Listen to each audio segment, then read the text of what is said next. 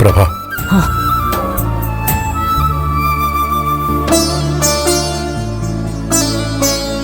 എനിക്കറിയാം തനിക്ക് നല്ല വിഷമമായിട്ടുണ്ട്. സോറി.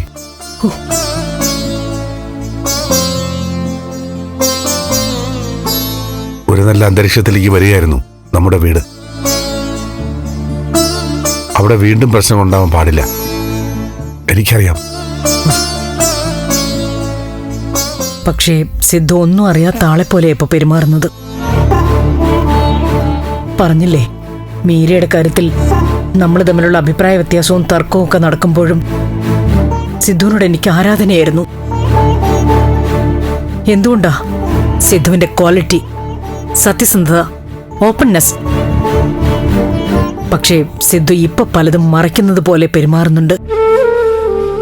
ഇല്ല, ഒക്കെ കഴിഞ്ഞു. ഞാൻ പറഞ്ഞില്ലേ, പാർട്ടി പ്രവർത്തകർ തമ്മിലുള്ള തർക്കം. അതിന്റെ ഒരു തീർപ്പിന് വേണ്ടി എന്നെ കാണാമെന്നാ. എനിക്കെന്തോ വിശ്വാസമാവുന്നില്ല. താനൊന്ന് വിശ്വസിക്കേ. ഇതിനിടയ്ക്ക് നന്ദനുമായി തർക്കമുണ്ടായപ്പോഴാ പോലീസ് ഇടപെട്ടത്. ഇനി ഇവിടെ ഒന്നും ഉണ്ടാവില്ല. ആ കുട്ടി ഇനി ഒരിക്കലും ഇങ്ങോട്ട് വരില്ല. അതെന്താ? ഇനി ഇങ്ങോട്ട് വരാൻ പാടില്ല എന്ന് സിദ്ധു വിളിച്ചറിയിച്ചോ? അതല്ല, ഞാൻ പാർട്ടി നേതാക്കന്മാരോട് പറയാം. പാർട്ടി ലെവലിൽ തന്നെ കാര്യങ്ങൾ തീർക്കണമെന്ന്. ആരെ ഇങ്ങോട്ട് അയക്കരുതെന്ന്. സത്യമാണോ? സത്യമാണോ സിദ്ധു പറയുന്നത്? എനിക്ക് വിശ്വസിക്കാമോ? സിദ്ധു എന്നെ പറ്റിക്കല്ലേ? ഞാൻ തന്നെ എന്തെങ്കിലും പറ്റിച്ചിട്ടുണ്ടോ? ഇല്ല, ഇതുവരെ ഇല്ല. ഇനി അങ്ങനെ തന്നെ ആയിരിക്കും. സിദ്ധു, സന്തോഷമുള്ള ജീവിതം നമ്മൾ തുടങ്ങിയിട്ടേ ഉള്ളൂ.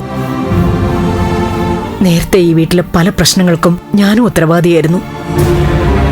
പക്ഷെ ഇനി എന്തായാലും ഒന്നിനും ഞാനൊരു കാരണക്കാരി ആവില്ല എന്ന് ഉറപ്പിച്ചിരുന്നതാ. ആ രീതിയിൽ തന്നെ ഇപ്പോഴും മുന്നോട്ട് പോകുന്നത്. സിദ്ധു, ഇനി ഈ വീട്ടിൽ ഒരു കുഴപ്പവും ഉണ്ടാവരുത്. ഇല്ല പ്രഭ, ഇത് എന്റെയും വീടല്ലേ. അപ്പൊ ഞാനല്ലേ പ്രധാനമായിട്ട് ശ്രദ്ധിക്കേണ്ടത്. വന്നേ, നമുക്ക് ഭക്ഷണം കഴിക്കാം. വാടൂ.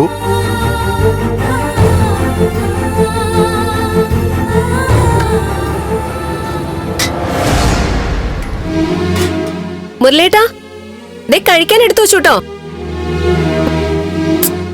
നീ ടെൻഷൻ അടിക്കാതെ, ഞാൻ നിന്നെ അങ്ങോട്ട് വിളിക്കാം. ഇത് എത്ര നേരമായി മുരളേട്ടാ? ചൂടില്ല, തണുത്തു പോയിന്നൊക്കെ പരാതി പറഞ്ഞേക്കല്ലേ. ആരോടായി സംസാരിച്ചോണ്ടിരുന്നേ? നന്ദൻ വിളിച്ചതാ. അല്ല, അമ്മയെ ഉറുമിയൊക്കെ എവിടെ? അവരൊക്കെ കഴിച്ചു. അമ്മ കിടക്കുകയും ചെയ്തു. ഇത്ര നേരത്തെയോ? അമ്മയുടെ മുട്ടുവേദനയ്ക്ക് ഒരു കുറവുമില്ലല്ലോ മുരളേട്ടാ. നല്ല വേദനയാണെന്നാ പറയുന്നേ. ഇതെന്താ മാറാത്ത? വയസ്സായില്ലേ, പഴയതുപോലെ ഓടി നടന്ന് ജോലി ചെയ്യാൻ പറ്റില്ല. മറ്റന്നാ ആ വൈദ്യന്റെ അടുത്ത് ചീട്ടെടുത്തിട്ടുണ്ട്. മുരളേട്ടനിരിക്കെ.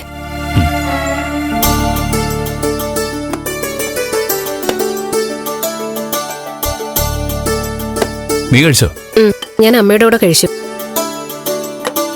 ചന്ദ്രത്തെ കാര്യം എന്തായി മുരളേട്ടാ? ആ പെണ്ണിന്റെ പേരിലുണ്ടായ പ്രശ്നങ്ങള് ചന്ദ്രത്ത് സമാധാനമായിട്ട് അവസാനിച്ചു എന്ന് തോന്നുന്നു. ദേവിക മുൻകൈ എടുത്ത് പ്രഭ ആന്റിയോടും അങ്കിളിനോടും അവള് സംസാരിച്ച് സമാധാനപ്പെടുത്തി. കാര്യങ്ങളെല്ലാരും മനസ്സിലാക്കിയ നന്നായി. എന്തായാലും കാര്യങ്ങളെല്ലാം കലങ്ങി തെളിഞ്ഞെന്നാണ് നന്ദൻ പറഞ്ഞത്. എല്ലാരും ഒരുമിച്ചിരുന്ന് ഭക്ഷണവും കഴിച്ചു നിന്ന്. ആശ്വാസമായി. ഒരു കാര്യം കൂടെ ഉണ്ട്.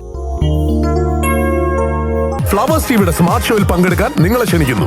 ഉടൻ തന്നെ ഈ നമ്പറിലേക്ക് വിളിക്കുക. 7593829838. ഫ്ലവേഴ്സ് സ്മാർട്ട് ഷോ ഉടൻ വരുന്നു ഫ്ലവേഴ്സ്. എത്രയും പെട്ടെന്ന് തന്നെ രജനി ചേച്ചിയുടെയും ഗിരീഷേട്ടന്റെയും കല്യാണം നടത്താനുള്ള നീക്കമുണ്ട്. ആണോ? നല്ല കാര്യം. അവിടെ ഒരു മംഗളകർമ്മം ഉടൻ നടക്കണം. എന്നാലേ എല്ലാ രീതിയിലും സന്തോഷമാവും. ദേവിക കല്യാണത്തിന്റെ കാര്യങ്ങൾ അവതരിപ്പിച്ചെന്നാ നന്ദൻ പറഞ്ഞത്. നാളെ രാവിലെ ഗിരീഷേട്ടന്റെ അമ്മയായിട്ട് ആലോചിക്കും. അവര് സമ്മതിക്കുകയാണെങ്കിൽ അങ്കിള് മുമ്പ് നിശ്ചയിച്ച മുഹൂർത്തത്തിൽ തന്നെ വിവാഹം നടത്താൻ പ്ലാൻ. അത് മറ്റന്നാളോ മറ്റോ അല്ലേ? അതെ. അത് മാറ്റണമെന്ന ദേവികയുടെ അഭിപ്രായം. പാവം രജനി ചേച്ചി എന്തുമാത്രം അനുഭവിച്ചു. ആദ്യത്തെ കല്യാണവും ജീവിതവും. കാത്തുകാത്തിരുന്നിനി നല്ലൊരു ജീവിതം കിട്ടട്ടെ. അപ്പൊ ഗിരീഷേട്ടനോ? സ്നേഹിച്ച പെണ്ണിനെ തന്നെ മതിയെന്ന് പറഞ്ഞ് ജീവിച്ചില്ലേ?